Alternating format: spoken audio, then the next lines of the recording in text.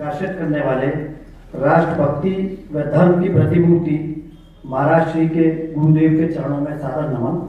जय जगन्नाथ। महाराज जी, मेरा प्रश्न ये है कि आजकल के विद्यार्थी जहाँ एक ओर पठन पाठन में अत्यंत मेधावी हैं, वहीं दूसरी ओर उनका नैतिकता और चारित्रिक पतन हो रहा है। विद्यार्थी धैर्य, संयम, सहनशीलता, विनम्रता और सुशीलता, ये जो मानव स्वभाव के स्वाभाविक गुण हैं, इनसे दूर होते जा रहे हैं। इसका क्या कारण है और किस प्रकार से हम इन बच्चों को उससे बचा सकते हैं? नीति अध्यात्म विहीन शिक्षा पद्धति। नीति अध्यात्म विहीन देहात्म भाव भावित शिक्षा पद्धति हेतु है। एक मैं संस्मरण सुनाता हूँ। एक पंजाब का संस्मरण है, एक प्रयाग उत्तर प्रदेश का। एक माता आई, पंजाब की बात, आपको जाना हो तो जा सकते, रहना हो रही। उसने क्या कहा, ये देखिए मेरा बेटा है, मैंने इसको सत्य बोलने का प्रशिक्षण दिया, जेब कतरा मत बन, परिश्रम करने का, ईमानदारी का प्रशिक्षण दिया। अब मैं रोती हूँ, आज की दौर में मेरा बेटा सबसे पीछे, दुकान पे बैठाती हूँ तो वो ज़्यादा मुनाफा लेना जानता नहीं, तो मैं अपनी ईमानदारी पर रोती हूँ कि इसको अगर इतना ईमानदार न बनाया होता तो आज हमारा घर कुछ आर्थिक दृष्टि से बुलंद होता। वो माँ रो रही थी। प्रयाग में एक माँ मिली, उसने कहा कि ये जो मेरा बेटा है, मेरा मारा हुआ है। इनकी माँ क्या बोलती, बहुत मेधावी। इनकी माँ ने कहा, जब बच्चा, इनको कहा हरियाणा के, बच्चा था, साधु बाबा प्रणाम, मैं विनोद में कहती थी, मुझे क्या मालूम कि साधु हो जाएगा, ऐसा मालूम होता तो मैं कहती नहीं। बहुत ही मेधावी हैं ये सब। तो हमने क्या संकेत किया, पुरी में 5-7 साल पहले मेरे पास एक वाक्य, भाई बेटो हम तो 3 बार भांग पीकर जीवन काटे, अब तक 70 साल की आयु तक। अब अगर तुम्हें आगे बढ़ना हो तो कुछ ऐसी हरकत करो, ब्राउन शुगर आदि, थाने में रिपोर्ट दर्ज हो, भविष्य में तुम MLA MP होने के अधिकारी बन जाओ। समझ गए ना? हमने 3 बार भांग पी के जीवन बिता दिया, तुम्हारा जीवन 3 बार भांग पीने से उत्कृष्ट नहीं होगा। इसका मतलब क्या है? इसका मतलब यह है कि व्यक्ति को जानबूझ करके, और आपके वाक्य बहुत विचित्र हैं, पढ़ने में मेधावी हैं लेकिन चरित्र ठीक नहीं है। आज भी जिनका जीवन संयमित है वही पढ़ने में अधिक समय लगाते हैं। अपनी बात पर थोड़ा ध्यान दीजिए।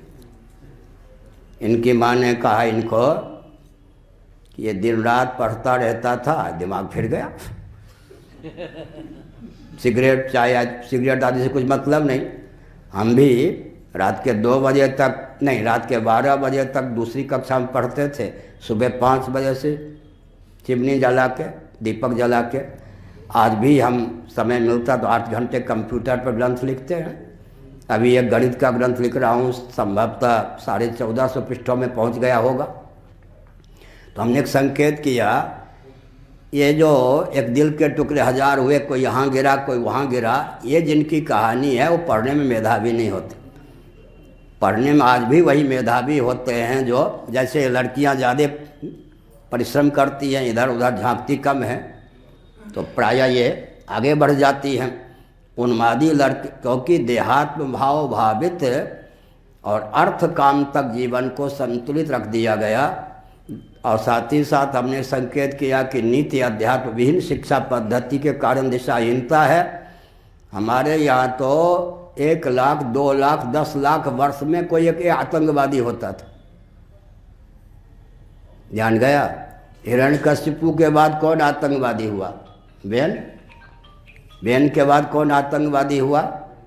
रावण के बाद आतंकवादी कंस, दुर्योधन। ये सब के सब पूर्व जन्म में धार्मिक थे। कोई प्रमाद हो गया, किसी संत के प्रति अपमान हो गया, फिसल गए। समझ गए? अब जो आतंकवादियों की फैक्ट्री बन रही है प्रशिक्षण के बल पर, उन्माद के बल पर, तो शंकराचार्य ने लिखा है शास्त्रीय मार्ग पर जो नहीं चलेगा वो असुर हुए बिना नहीं रह सकता, आतंकवादी हुए बिना नहीं रह सकता है। तो शिक्षा अभी एक मैं सुनाता हूँ, वाजपेयी जी प्रधानमंत्री थे और मुरली मनोहर जोशी जी भौतिक विज्ञान के विशेषज्ञ प्रयाग विश्वविद्यालय वाले हमारे बहुत परिचित हैं। उन्होंने, वो मानव संसाधन मंत्री थे, उन्होंने पाठ्य पुस्तक बना दी, वैदिक मैथमेटिक्स ये सब उसमें रखा। बाद में भाजपा हार गई, कांग्रेस, अर्जुन सिंह जी का नाम सुना होगा, वो भी मेरे पास आते थे, वो मानव संसाधन मंत्री बने। उन्होंने क्या कहा, शिवाजी डाकू था, ये मुरली मनोहर जोशी जी ने सांप्रदायिक कोर्स रखा, इस सबको निरस्त करता हूँ, हो गया। तो अगर कोई शासन तंत्र कमर कस के नीति अध्यात्म से युक्त पाठ्य पुस्तक रख भी दे, वो पाठ्य पुस्तक शासन तंत्र कब रखेगा और कब तक चलेगा कह नहीं सकते। घर का वातावरण भी उस ढंग का नहीं है कि नीति अध्यात्म से समन्वित शिक्षा पद्धति हो या आचार विचार हो। कुएं में भांग पड़ने की बात है, लेकिन बीज की रक्षा भगवान को अभिष्ट है और कोई